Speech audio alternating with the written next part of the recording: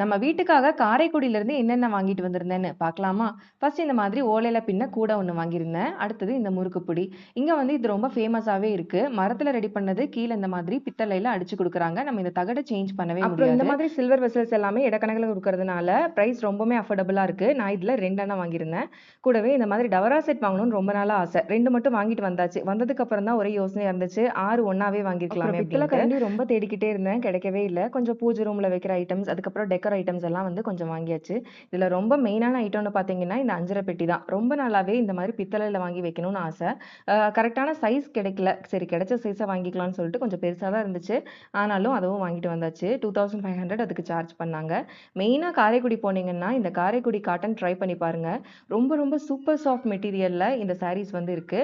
நாங்க வந்து அதுல 2 சாரி வந்து பர்ச்சேஸ் பண்ணோம். இது தவிர வீட்லயே ரெடி பண்ற ஸ்நாக்ஸ் அண்ட் நனாரி சர்பத், இட்லி பொடி இதெல்லாம் கண்டிப்பா ட்ரை பண்ணுங்க. பாய்.